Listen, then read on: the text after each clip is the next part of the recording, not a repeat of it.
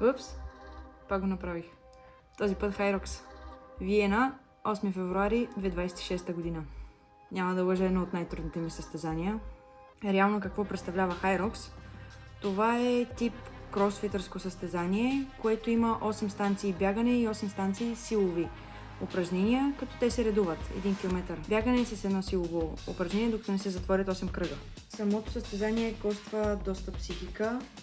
Реално аз като започвах, никога не съм правила това трасе. Направих една симулация в залата, която беше доста умален вариант, но ми даде някаква представа как да започна самото състезание, така че да не се изхвърля на първите станции.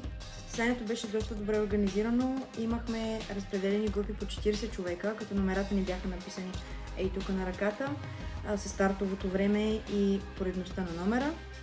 През 10 минути пускаха група, като във всяка станция имаше място за тебе, беше свободно, нямаше изчаквания и всичко беше прекрасно планирано. Започнах първата си обиколка с пейс между 6,20 и 6,25. Леко, за да мога да усетя как е трасето, дали маратонките са подходящи. След което започна скиъра или ски. Това е гребане на уред отгоре надолу. Имахме да изпълним 1000 метра. Там бях чела преди това, че не трябва човек да се изхвърля, т.е. пулса на тази станция трябва да е сравнително нисък. Аз поради някакви причини все още констатирам какви, пулса ми беше доста висок. Въпреки че не го усещах така, държах между 175 и 180 пулс, което си беше много трудно. В последствие оказа влияние. След като приключих 1000 метра на ски и получих потвърждение от джаджа, продължих с следващата обиколка. Трасето беше така планирано, че правиш 2 обиколки на трасето и влизаш на следващата станция. Имаше екран, на който те насочваш според чипа, който ти засича, дали следващото ти е още една обиколка или следваща станция, което доста улесняваше това аз да си ги броя. След второто бягане дойде след пуша, който беше с 78 кг. Честно казано, не ми беше тежко, но краката запариха там. Направих доста добро време там, като след всяка дължина имахме 4 дължини по 12,5 метра, т.е. общо 50 метра беше станцията. Между тях давах малка почивка, за да мога да възстановя и да сваля леко, като малка почивка от сорта на 5-10 секунди. Там намерих един български съдия поради стечение на обстоятелствата, който така ме окуражи доста.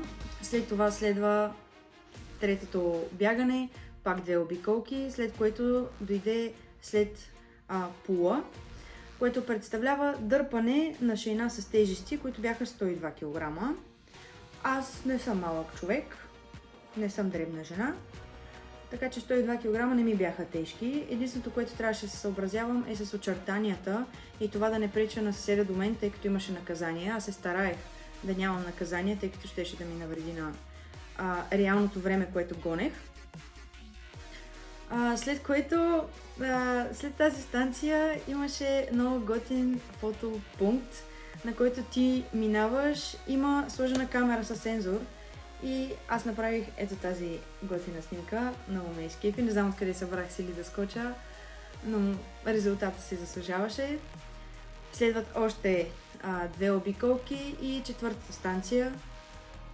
Най-омразната станция. Тая станция ме съсипа, наистина. Не предполагах, че ще е толкова зле. Нали, упражнявала съм бърпита до припадък и все не ги харесвам. Имах 80 метра бърпита, като те бяха със скок напред. Тоест имах една дължина отиване 40 и връщане 40 метра. Господи, наистина му се молих в някакъв момент. И гледам до мене другите участнички. Всички сме застанали така и гледаме нагоре. Никой на никой нищо не казва. Само е така седим. Гледаме нагоре, молим се на някой. В крайна сметка приключи. Там също трябва да се спазват правила, нали, каква е дистанцията между ръцете и краката, нали, скокът ти, трябва да скочиш с двата крака, не с един се изтласкаш. Там също има наказание. Доста се стараех и там да няма наказания. Както и да е, мина това. След като мина, някакси бягането ми дойде като почивка. След бягането следва и следващата станция, на която бях чела и ми дадоха съвети да го давам по-полека, а именно гребането на машина. Там наистина свалих доста пулса, от 190 и нещо, падна на около 170, което беше доста добре, усеща се доста рефрешинг. Там имам също 1000 метра да направя, след като ги направих, получих одобрение от съдията и продължавам нататък. След самото гребане имах в себе си едно гелче. Това гелче го взех, добре, че го взех тогава, защото ме вдигна. То ми даде сили после за фармакеринг или фермерското носене, както се казва. Имах 2 подувки в ръцете по 16 кг, като преди това сложих магнези на ръцете, така че да не ми се лъзга. 200 метра, 2 дължини, отиване 100, връщане 100. Всъщност не, бяха 2 пъти отиване и връщане, т.е. имах по 50 метра, 2 обиколки. Първата обиколка се усети доста добре. Не можах да бягам с тях, но хванах доста бързо ходене. На втората вече рамото почваше да отказва, но някакси то приключи, не беше нещо твърде затормозяващо за мене. След това пак следва бягане.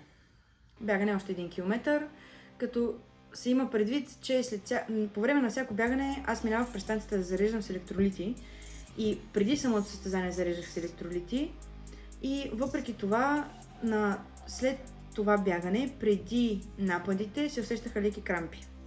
На самите напади трябваше да клякам с 10 кг в чувал. Имах 100 метра напади, 50 отиване, 50 връщане. На връщането вече се усещаше крампа в десния крак. Беше жестоко.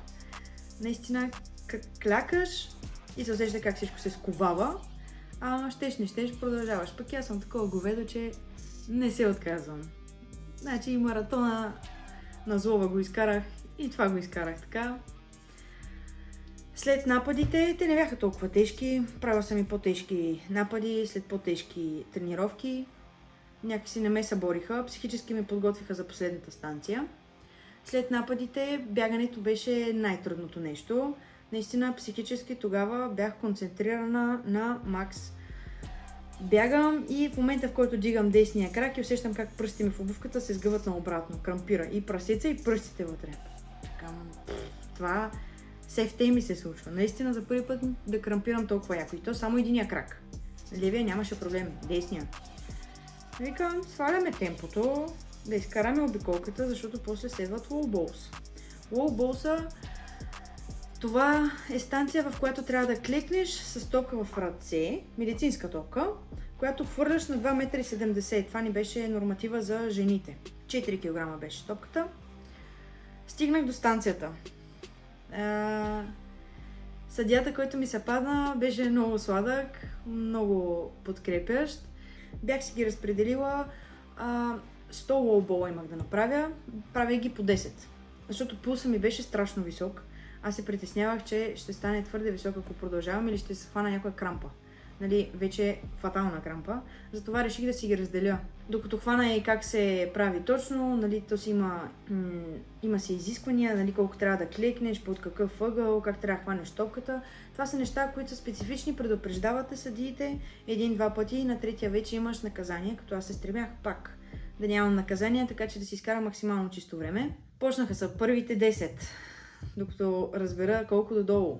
То се оказа, че трябва да седна направо долу и да стана. Така, първи 10, втори, трети, четвърти, пети. Вижда му се края, мама му стара. Съдята до мене ме надъхва такова, айде, още малко, давай, можеш. Викам, човек, щом ти ме надъхваш, значи всичко мога. Клякам 60, 70, 80, вижда му се края, мамка му. Искам да приключва. Хем искам да приключва, хем искам още да му се наслади. Атмосферата беше скандална. Дойде 90-тия номер и си викам, айде, приключи още 10. Какво му са 10 на фона на всичко това? Клякам.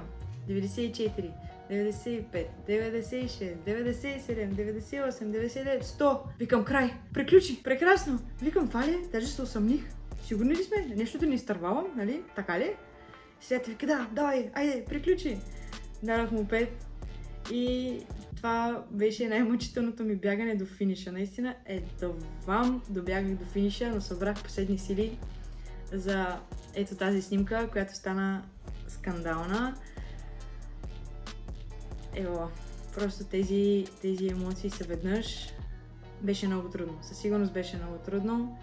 Радвам се, че се предизвиках с това, въпреки че не знаех какво се забърквам. Аз се записах просто така, за фън. А пък то какво се оказа, даже и времето, което направих, много съм горда с това, че нямам наказания. Времето, което направих 1 час 39 минути и 10 секунди, мои приятели, които се занимават с това от доста дълго време, казват, че за дебютант в това състезание, нали, човек, който не се е занимавал с това нещо, е доста добро време, което така също малко ме възгордя. Нахъсах се още, бих се пуснала и на дабъл. На про още не съм сигурна, защото тези килограми са си килограми, пък и кръста ми не е първа младост. Да, би го направила отново. Още не ми изчезва усмивката от лицето след това. Просто много се изкефих. И хората, и арената, и след това останахме да гледаме и проатлетите. Те пък какви животни са. Мале, скандални. Просто ево. Много благодаря за подкрепата на моя клуб Карате Клуб Сансай, на моята треньорка Гергана Божинова, на приятели и семейство, които бяха неотлъчно до мене, подкрепяха ме, снимаха ме, благодарение на които има и тези кадри. Надявам се моята лудост да ви мотивира да рискувате, да пробвате нови неща. И ако нещо ви е интересно относно състезанието, не съм отговорила на вашите въпроси, бъдете свободни да коментирате долу в коментарите. Ще отговоря със сигурност. Забравих да ви спомена и за разбивката на самото състезание. Излезе статистика, която ще ви пусна и тук. Да разгледате, да видите как съм се движила във времето, как съм се движила в рок зоната, като рок зоната представлява зоната между бягането и самата станция. Тя също се засича и също е с време. Ще ви оставя ето тук да разгледате, ако искате, ако ви е интересно как съм се движила по време на състезанието. И така. Това аз ли го направих? Май да.